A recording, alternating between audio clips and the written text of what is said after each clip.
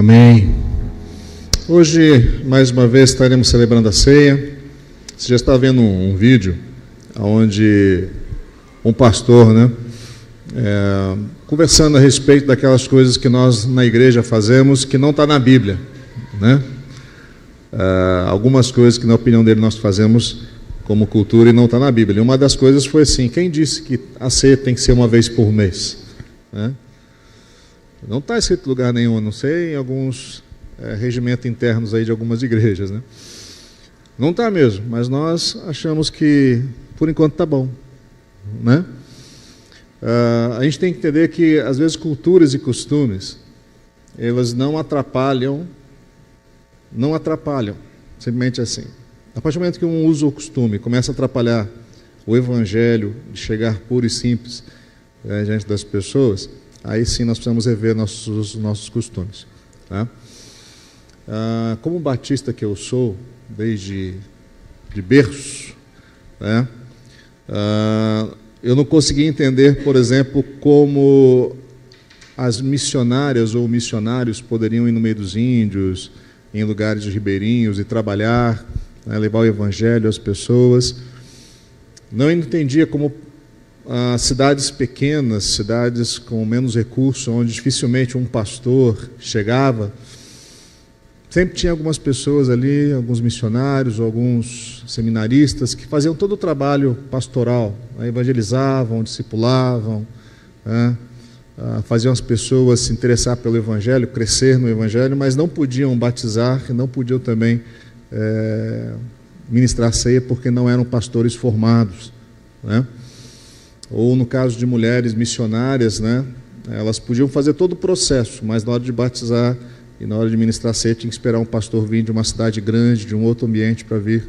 Isso também não está na Bíblia, Mas dentro de uma cultura, dentro de um costume, isso era realizado e obviamente algumas coisas já foram revistas, já foram modificadas, Mas tem coisas que ainda são, para algumas pessoas, são inegociáveis.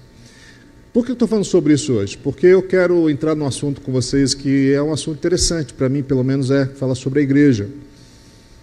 E também muitas pessoas ficam perguntando assim: quem foi que fundou a igreja? Jesus fundou alguma igreja? Na opinião de algumas pessoas, Jesus não fundou igreja nenhuma. Mas, pela perspectiva bíblica, me dá a impressão de que Jesus fundou a sua igreja, sim. Ele não fundou igrejas, ele fundou a sua igreja. E me parece também que existe um pequeno equívoco para algumas pessoas sobre a pedra fundamental da fundação da Igreja de Cristo. Então, nós queremos conversar um pouquinho sobre isso, para que você entenda o que nós cremos a respeito da igreja. Existe uma igreja que Cristo fundou? Existe. E qual é o propósito dessa fundação? Por que Cristo fundou a igreja? Por que Cristo lançou o fundamento e por que Ele permitiu que essa igreja, como diz uma canção, e o texto bíblico também, mas como uma canção que nós vamos cantar depois, se der certo, que ninguém vai prevalecer contra a igreja de Cristo. Uma palavra dele, não é a gente que inventou. Esses dias alguém fala aquelas coisas de perguntas e respostas, Perguntaram para uma pessoa de uma determinada igreja, dizendo assim: olha, se você me provar na igreja, na Bíblia, que existe alguma carta, alguma coisa referente à igreja de Roma, eu mudo a minha opinião e vou para a sua igreja. E a pessoa que estava recebendo a pergunta leu um texto bíblico onde, de fato, Paulo escreve uma carta à igreja em Roma, que havia uma igreja em Roma.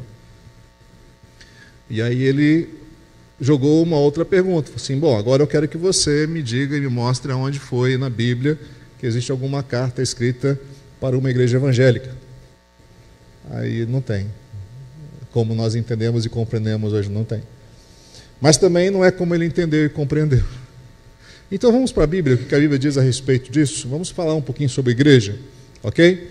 Até porque é um assunto que está em moda, por incrível que pareça, e muitas pessoas estão deixando de ter comunhão porque acreditam que são a igreja e não entenderam, não compreenderam, no meu ponto de vista, na minha forma humilde de interpretação, de que a igreja ela tem o seu papel fundamental.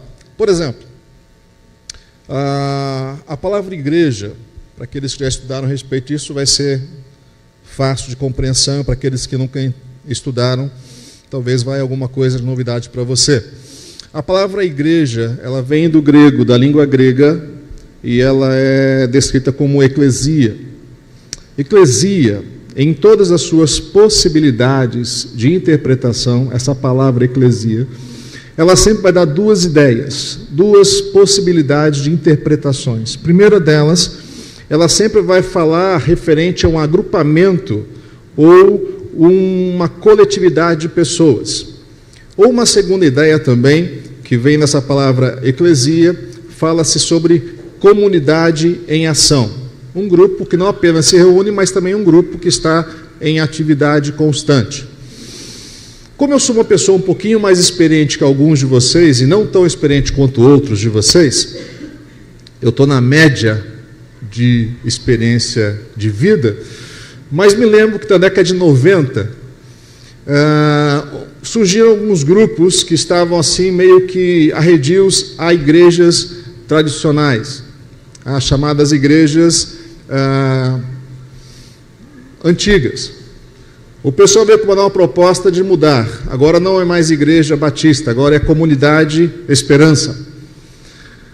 Eles mudaram o termo de igreja evangélica para comunidades. Então, nasceram-se muitas comunidades. Muitas igrejas tradicionais, como a Igreja Batista da Esperança, poderiam ter virado simplesmente uma comunidade. Qual era a ideia dessas pessoas? Era tirar o engessamento da igreja, que era muito rígida nas suas normas, nas suas regras, e trazer a ideia de comunidade, de uma coisa mais livre, de uma coisa muito mais contemporânea. Então daí respingou algumas coisas até hoje. Por exemplo, saiu a figura do pastor de terno e gravata e surgiu a ideia do pastor de camisas floridas, que não é o caso aqui, necessariamente não, mas, tá? A equipe de louvor não tinha mais regentes, era alguém que ficava na frente fazendo uma performance para que as pessoas pudessem chegar na presença de Deus com mais tranquilidade. Os pastores contavam muito mais piada do que contavam textos bíblicos. É uma questão de comunidade. Na minha forma de enxergar, não é exatamente isso que está implicitado na palavra eclesia. Eclesia, ela fala sobre questão de agrupamento, de coletividade, fala também sobre a questão de comunidade em ação, mas tem muito mais a ver também com uma expressão que é bastante usada por alguns, que é chamados para fora. Então, igreja, eclesia, significa que eles são chamados para fora. E dentro dessa ideia, vamos pegar um pouco, já que é uma palavra grega, é uma palavra que surgiu muito na época lá. Para os historiadores do Império Romano, por exemplo, eclesia significava o seguinte: os reis, os governadores, os imperadores tinham vitórias, conquistas. O que eles faziam? Eles mandavam uma pessoa indo de cidade em cidade,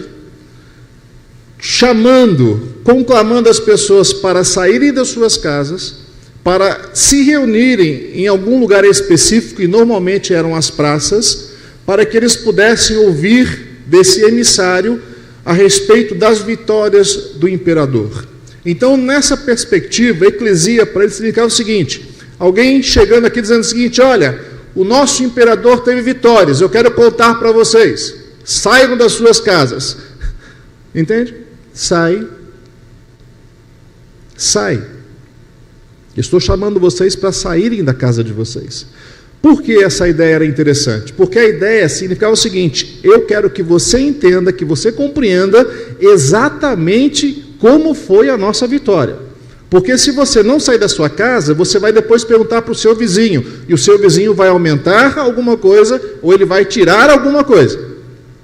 Então, dentro da perspectiva histórica, a eclesia significava o seguinte: chamados para fora para ouvir boas notícias. Esse mesmo princípio, esse mesmo conceito se refere à igreja. A igreja também é convidada para sair da sua zona de conforto, para sair da sua religiosidade, para sair da sua incredulidade, para sair do seu jeitinho de ser crente, para ouvir boas novas do Evangelho, das vitórias do nosso Rei. O O que o nosso rei tem feito? Para que você não fique refém de ouvir coisas diferentes, porque se você ouvir direto do emissário, Cristo, ou do Espírito Santo que está entre nós hoje, você vai ficar ouvindo de pastores, de líderes, de pessoas que não têm nenhum tipo de motivação correta para dizer para você como você deve se comportar. Então, eclesia, para nós, significa algo muito importante. Lembrar-nos que nós somos chamados por Deus para sair da nosso jeitinho de sermos crentes, da nossa religiosidade, da nossa cultura, dos nossos costumes, para sentarmos aos pés de Jesus e ouvir dele sobre o reino de Deus. Compreende isso? Então a eclesia não é apenas algo de agrupamento, mas é um ajuntamento de pessoas como estamos aqui. Nós estamos praticando eclesia neste momento aqui. E não é porque nós estamos no templo, é porque nós estamos juntos para ouvir algo do que o Senhor tem feito e o que Ele vai fazer através das nossas vidas. Nesse sentido, eu creio que as duas ideias, o agrupamento, o ajuntamento, a comunidade e também a questão de ouvir as boas notícias, tem tudo a ver com a igreja. A igreja, por exemplo, quando os romanos lá